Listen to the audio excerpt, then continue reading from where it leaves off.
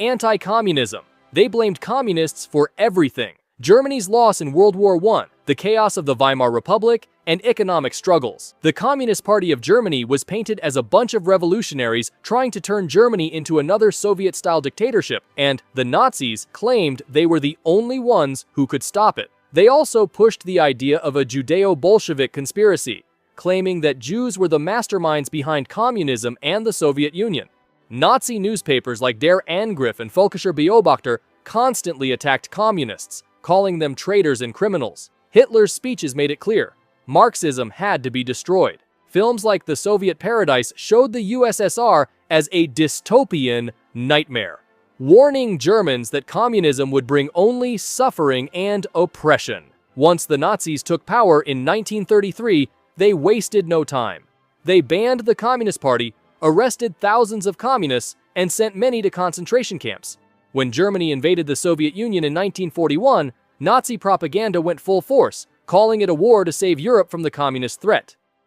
Militarism and nationalism. Militarism was at the heart of Nazi ideology. Propaganda made heroes out of the Wehrmacht and SS, showing soldiers as brave and selfless warriors fighting for Germany's future.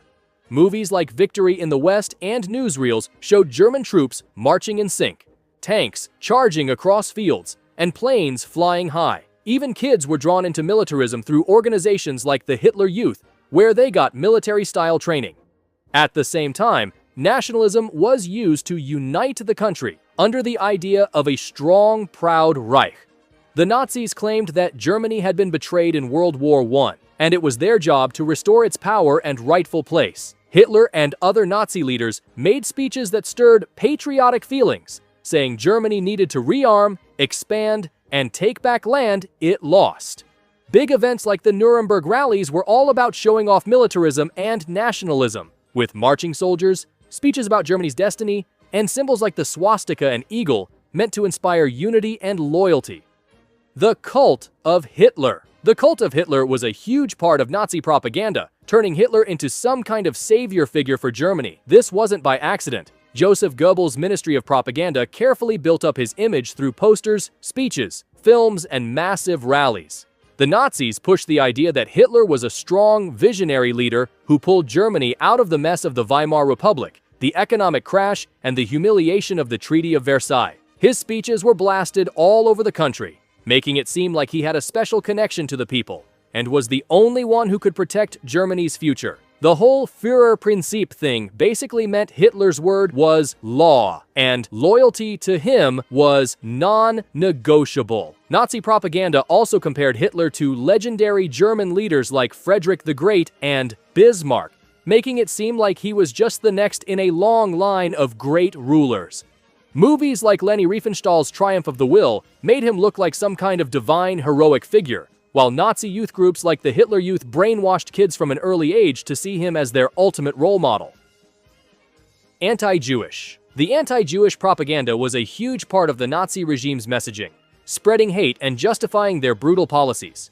Joseph Goebbels' Ministry of Propaganda controlled everything: newspapers, posters, films, speeches, and even school lessons, to push the idea that Jews were dangerous enemies of Germany. One of the most infamous Nazi newspapers, Der Stürmer, run by Julius Streicher, was filled with extreme anti-Jewish content, using cartoons and stories to paint Jews as greedy, corrupt, and responsible for Germany's problems. The Nazis also brought back old anti-Jewish conspiracy theories, claiming Jews secretly controlled banks, the media, and politics, and were somehow behind both capitalism and communism, as well as Germany's loss in World War I. Nazi propaganda films like The Eternal Jew and Jude Seuss cranked up the hate, portraying Jews as scheming villains. Even schoolbooks and Nazi youth groups like the Hitler Youth taught kids that Jews were dangerous outsiders who threatened racial purity. The 1935 Nuremberg laws, which stripped Jews of citizenship and banned intermarriage, were sold to the public as necessary to protect Germany. As World War II raged on, Nazi propaganda blamed Jews for a lot of things. Demonizing Germany's enemies. The Allied nations, especially Britain, the Soviet Union, and the US, were favorite targets. The British were shown as greedy imperialists, the Soviets as violent communists, and the Americans as puppets of Jewish bankers. Nazi propaganda claimed these countries wanted to crush Germany and erase its culture. The Soviets got extra hate, They were portrayed as barbaric monsters, and fear of communism was used to justify invading the Soviet Union. Posters and films made Red Army soldiers look like rapists and killers, convincing German troops they were fighting to protect Europe from Bolshevism. Even fighters in occupied countries were labeled as terrorists and bandits, giving the Nazis an excuse to crush rebellions and execute opponents in places like Poland. Aryan superiority and racial purity. One of the main messages was that Aryans were behind the greatest achievements in history, while other races were seen as inferior or even a threat. The Nazis promoted the belief that Germany's strength depended on keeping its race pure, which meant avoiding racial mixing and encouraging racially pure families to have more kids. Movies like Triumph of the Will celebrated the strength and unity of the Aryan people, and books like Mein Kampf laid out Hitler's ideas about race. School books taught kids that Aryans were the best, while groups like the Hitler Youth and League of German Girls hammered these ideas into young minds. The propaganda also pushed for eugenics policies, leading to things like forced sterilizations and the Lebensborn program, which aimed to increase the Aryan population. Posters and slogans encouraged people to keep their bloodlines pure, and laws like the Nuremberg Laws banned marriages between Aryans and non-Aryans.